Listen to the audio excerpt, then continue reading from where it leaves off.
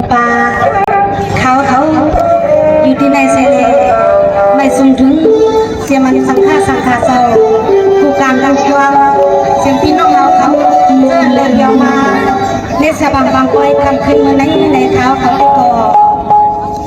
อันตั้งสุดเด็กก่อไปยืนชมพี่น้องเขาสึ่งเดินเมืองคำปุ่นเฮียกันก็ตั้งเสียงยุ่งในขนม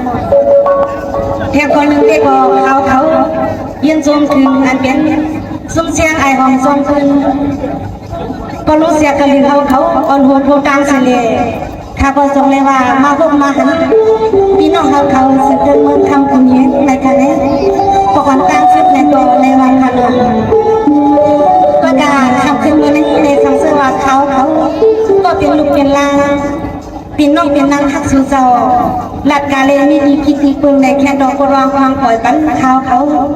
น้องยิงเสียงกำในขนมสังเสว่าทำเมียนตาพี่น้องเขาเวียนตุนเฮงในก็แค่ดอกอยู่ที่ไกลใส่ในย้อนให้ในยิ้มเสียงตบมือเลยเสียงยิ้มเสียงโคพี่น้องจับกันหน้าอันเพียงมาในฉบับปากปล่อยดังมาดังเสียงโอ้มือสูงฟ้า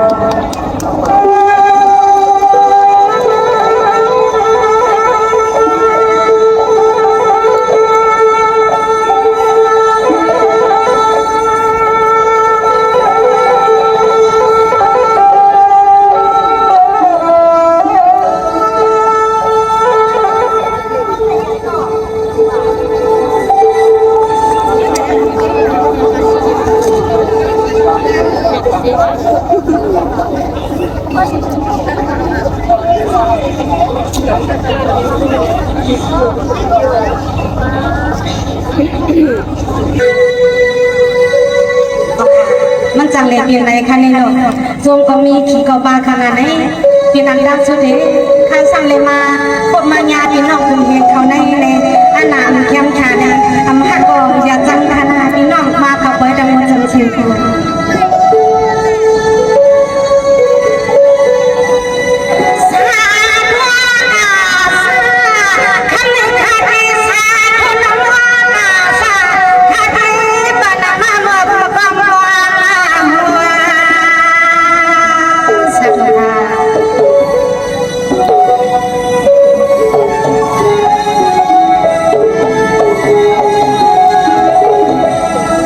Come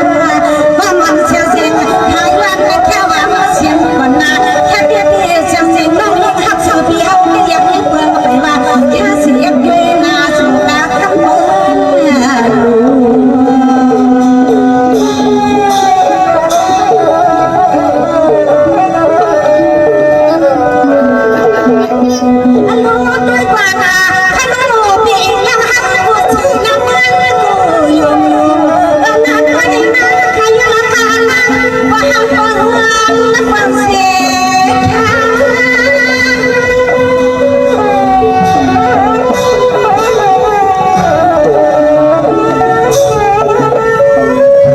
ยกว่าข้าตัวเดี๋ยวมันยังใต้ลงทางนั้นโอ้เขาในยันทางทางเย็นกว่าเองมาตัวเองทางโอ้เมียใจเลยเสียงน้องใจก็คือเที่ยวดำอยู่ค่ะน้ำตาบ้าพาเสียงขาเดียวยันแค่ว่าเสียงกว่านาเมียบ้าบ้าเจ็บพี่เจ็บน้องตั้งเสียงมานาตั้งนาไม่กี่ไรอย่างนี้ตั้งวันนั้นทายวันว่าเมีย